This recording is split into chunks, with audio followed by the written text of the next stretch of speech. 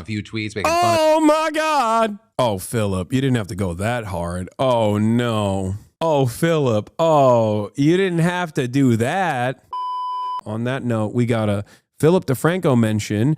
The Hasan Musk Assassin's Creed Shadow situation divided the internet. Today, we got to talk about the so-called anti-woke video game culture war once again sparking up because of the game Assassin's Creed Shadows. With really getting into this weird, funny place. Right? I mean, it's gotten to the point where even the company behind the game, Ubisoft, has waded into the trenches and they're clapping back at self-described anti-woke figures and defending creators like Hasan Piker. Right? But to fully understand how we got here, we also have to go back a little bit. But really, if you're at all into video games and also somewhat online, you've probably at least heard about some of the controversy. Because really, ever since it was revealed that the main characters of Shadows were a woman ninja and a black samurai, the so-called anti-woke people have kind of been at the game's throat. And while there are several things that are hit on, mostly they claim that the game is forcing the black character Yasuke into a prominent role when the game is set in feudal Japan. Now with that, Yasuke is based on an actual figure and there's a lot of historical debate about him, but the most commonly accepted thing is that he was given at least some kind of status in Japan and likely a samurai. But, regardless, it's a game about a secret society of assassins and there's bound to be some creative liberties. Right? And that was all before the game actually even came out. So, ever since its release this month, we've seen figures in the anti-woke gaming sphere like Mark Grumm's Kern continuing their crusade against the game's so-called woke aspects. For example, they bashed that both characters had same-sex romance options, and so when Hasan Piker did a sponsor stream of the game, it was like a perfect storm for them. But they got to bash a figure on the far left and a game they currently despise, so we saw Kern tweeting out a screenshot of Hasan's sponsored tweet and writing, "You can tell a lot about Ubisoft with how much money they're throwing at terrorist platforming streamers." With then Elon Musk even jumping into the mix and writing, "Hasan is a fraud," and then Sellout would be more accurate. Objectively, he is promoting a terrible game just for the money. With that, then turning into an unexpected back and forth with Hasan bringing up the fact that Musk paid someone to play Path of Exile 2 for him at an extremely high level in order to look better at the game than he was writing. This literally paid someone to power level his character in PoE 2. What you mean I'm a fraud? Elon, I challenge you to a duel in Elden Ring. I will cook your fat roll.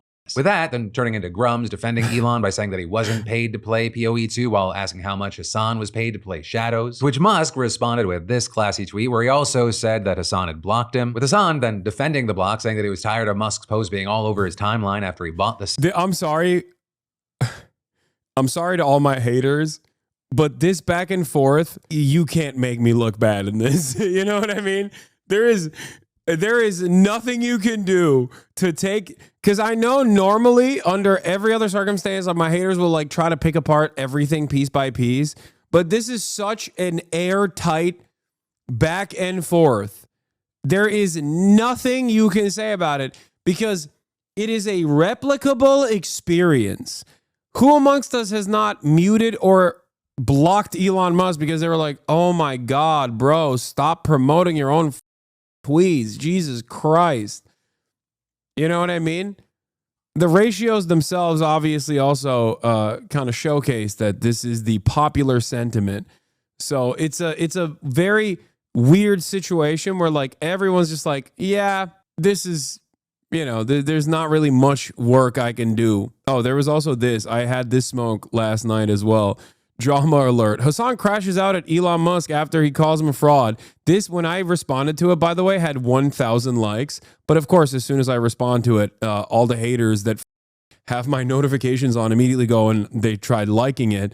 Except I said, how'd this go for you? Doesn't seem like the Twitter's on your side on this one, is it, loser? 57,000 likes. Damn, dude. Also, white people have once again ruined another term. Crash out. You can't say everything and anything is a crash out. It is supposed to be a specific term that you deploy at very specific times. If you say everything's a crash out, then it's over. Then nothing is a crash out. You've destroyed the term. Site with him then suggesting that Musk should come onto his stream and later added, if Elon isn't chicken shit, he'll come on the stream. But adding, we all know he won't. He ducked Mark Zuckerberg, he ran away from Jon Stewart, and now he's ducking a Twitch stream. He then also reposted clips of Musk's ex, Grimes, on his stream, asking him questions like, oh, Phillip, you didn't have to go that hard. Oh, no. Oh, Phillip, you didn't have to do that. Why are you so buff? And while he was live yesterday, he also joked, I'm gonna have Grimes on again on the broadcast. You keep this shit up, Elon. You keep this shit up. I'm gonna have Grimes on the broadcast. I'm gonna have your daughter on the broadcast. You keep this shit up. You keep it going.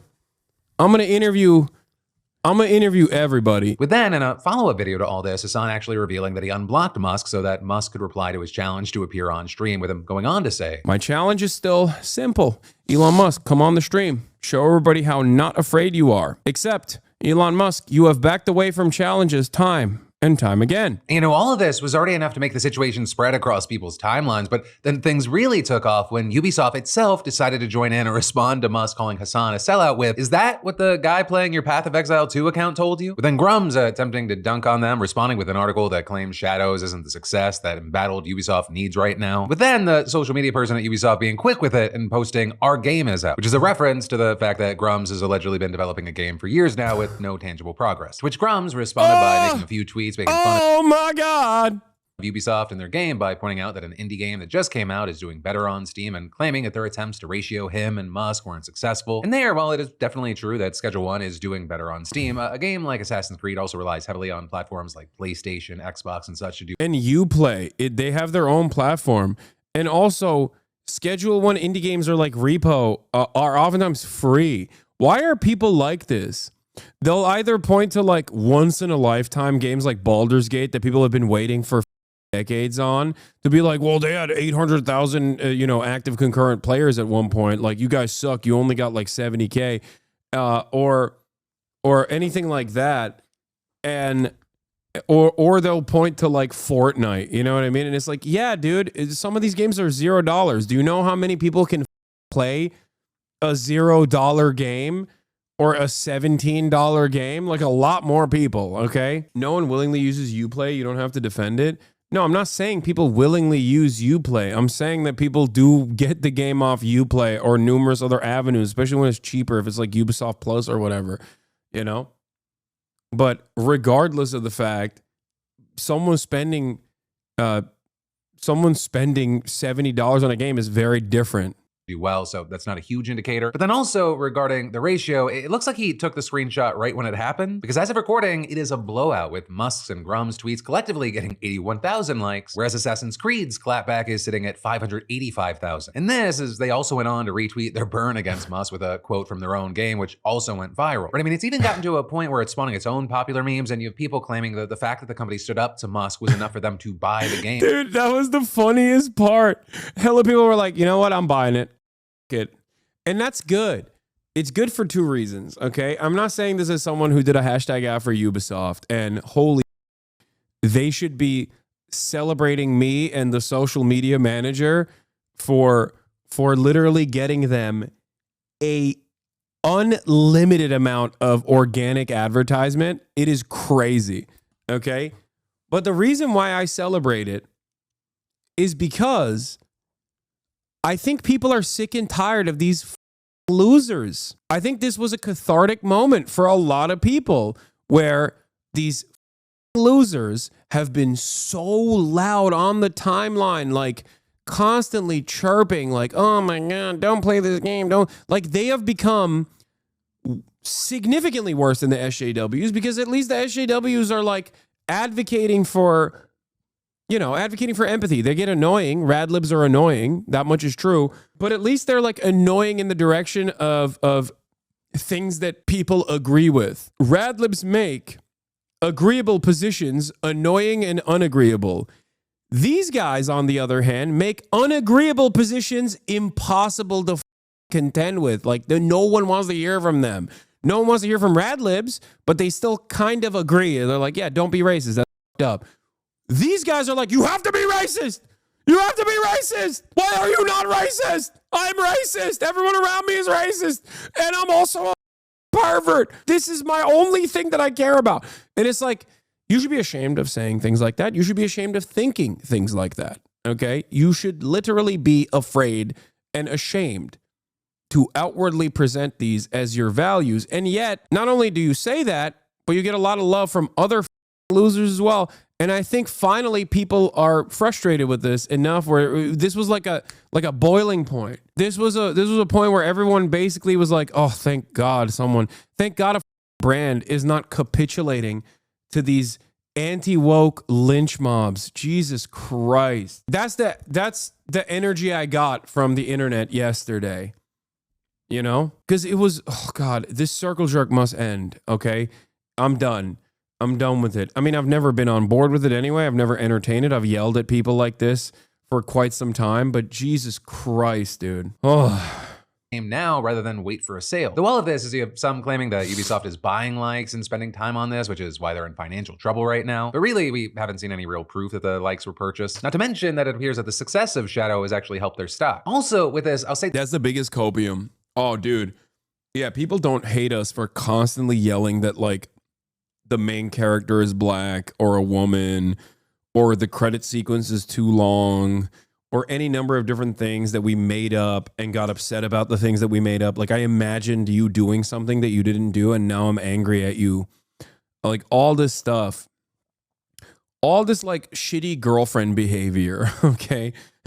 Like in my dream, I dreamed that you were cheating on me and now it's your fault.